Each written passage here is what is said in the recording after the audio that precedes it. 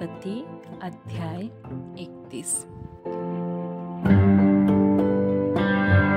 फिर लाबान के पुत्र की ये बातें याकूब की सुनने में आई।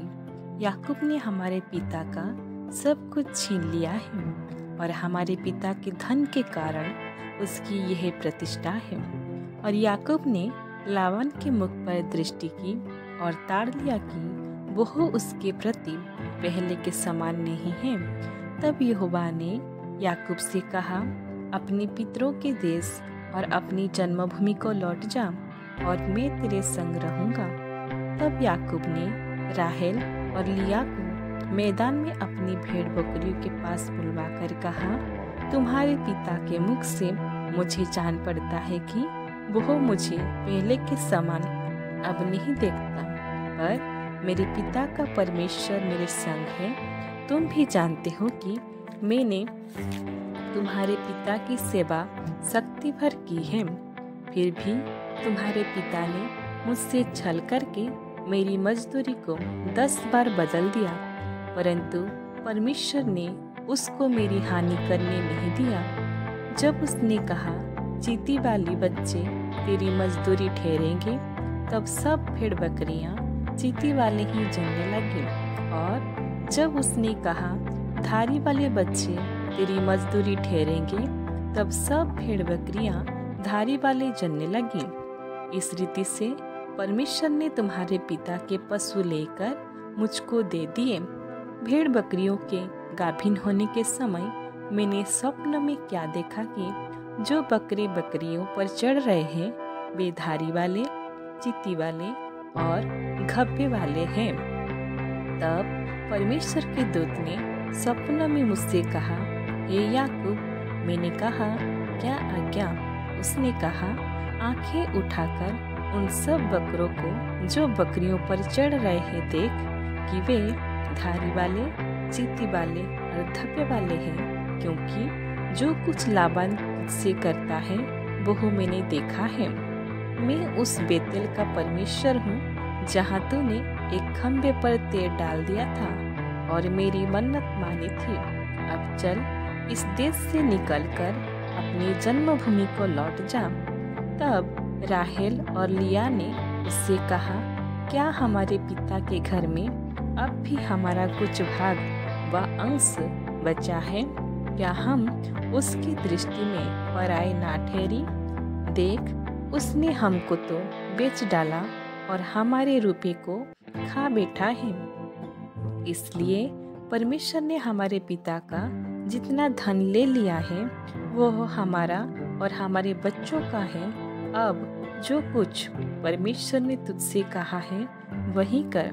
तब याकूब ने अपने बच्चों और स्त्रियों को ऊँटों पर चढ़ाया और जितने पशुओं को वह पद्मनाराम में इकट्ठा करके धनाढ्य हो गया था, सबके कनान में अपने पिता इसहाक के पास जाने के विचार से साथ ले गया।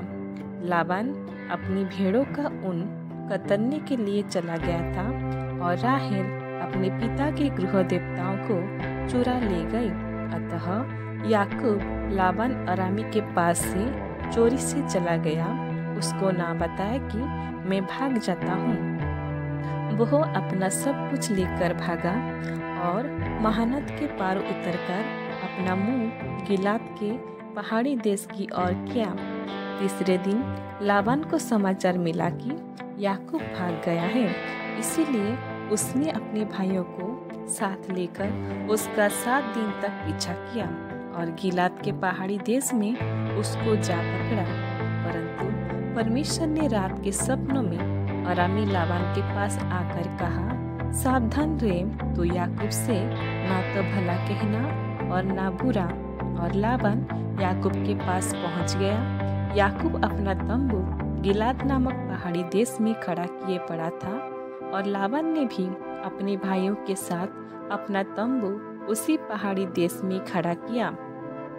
तब लाबान याकूब से कहने लगा, तूने यह क्या किया कि मेरे पास से चोरी से चला आया और मेरी बेटियों को ऐसा ले आया मानो तलवार के बल से बंदी बनाई गई हो? तो क्यों चुपके से भाग आया और मुझसे मुझसे बिना कुछ कहे मेरे पास से चोरी से चला आया, नहीं तो मैं तुझे आनंद के साथ मृदंग और वीणा बजवाते और गीत गवाते विदा करता। तूने तो मुझे अपने बेटे बेटियों को चूमने तक नहीं दिया। तूने मूर्खता की है। तुम लोगों की हानि करने की शक्ति मेरे हाथ में तो है, पर तुम्हारे पिता के परमेश्वर ने मुझसे बीती हुई रात में कहा, सावधान रह, याकूब से ना तो भला कहना और ना बुरा। भला अब तू अपने पिता के घर का बड़ा अभिलाषी होकर चला आया तो चला आया, पर मेरे देवताओं को तू क्यों चुरा ले आया है? याकूब ने लाबान को उत्तर दिया, मैं यह सोचकर डर गया था कि कहीं तू अपनी बेटियों को मुझसे छीन ला ले। जिस किसी के पास तू अपने देवताओं को पाए वह जीवित ना बचेगा। मेरे पास तेरा जो कुछ निकले उसे भाई बंधु के सामने पहचान कर ले ले, क्योंकि याकूब ना जानता था कि राहेल गृह देवताओं को चुरा ले आए हैं। यह सुनकर लाबान याकूब और लिया और दोनों दासियों के तंबुओं में गया और कुछ न मिला। तब लिया कि तंबू में से कुछ निकलकर राहेल के तंबू में गया। राहेल तो गृह देवताओं को ऊन की काठी में रख के उन पर बैठी थी। लाबान ने उसके सारे तंबू में टटोल कर कुछ न पाया। राहेल ने अपने पिता से कहा, हे मेरे प्रभु, इससे अप्रसन्न ना हो कि मैं तेरे सामने नहीं उठी, क्योंकि मैं मासिक धर्म से हूँ। अतः उसे ढूंढने पर भी गृह देवता उसको ना मिले। तब याकूब क्रोधित होकर लाबान से झगड़ने लगा और कहा, मेरा क्या अपराध है?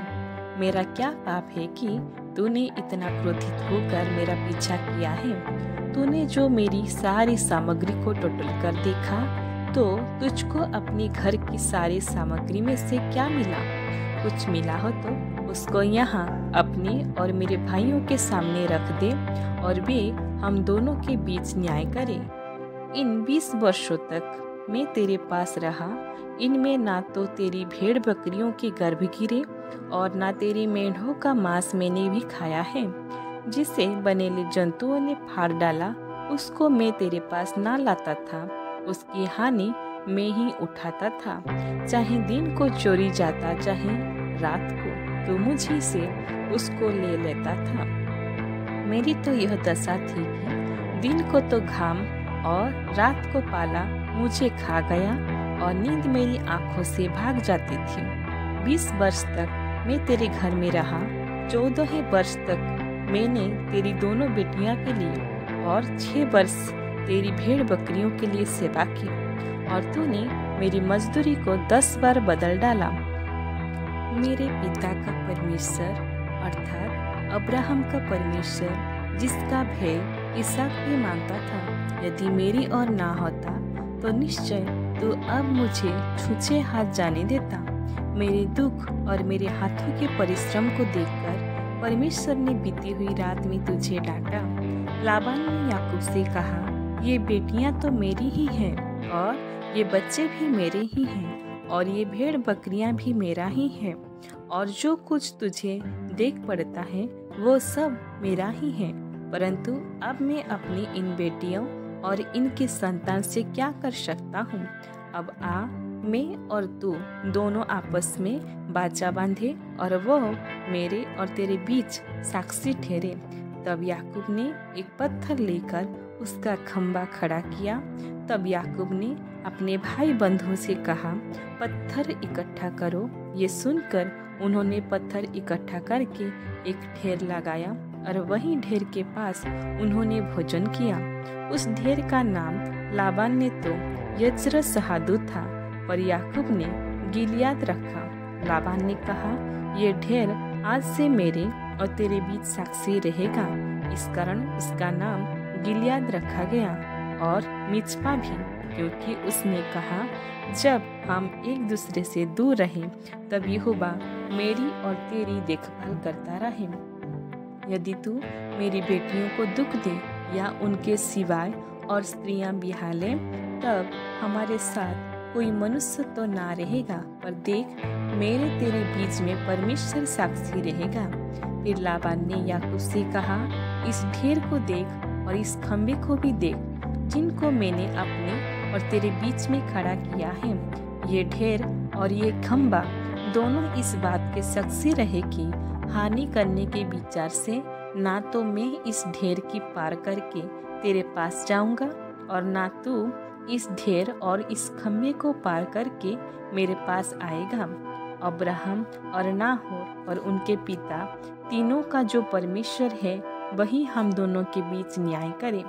तब याकूब ने उसकी शपथ खाई, जिसका भय उसका पिता इसहाक मानता था। और याकूब ने उस पहाड़ पर मेलबलि चढ़ाया और अपने भाई बंधुओं को भोजन करने के लिए बुलाया।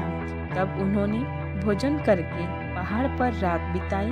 भोर को लाबान उठा और अपने बेटे बेटियों को चूमकर और आशीर्वाद देकर चल दिया और अपने स्थान को लौट गया। ईश्वर इस वचन से हम सभी को आशीष दे, आमीन। अगर आप लोगों को मेरा ये ऑडियो वीडियो अच्छा लगता है तो प्रभु की महिमा के लिए एक लाइक, शेयर, कमेंट और सब्सक्राइब जरूर कीजिए। Thank you.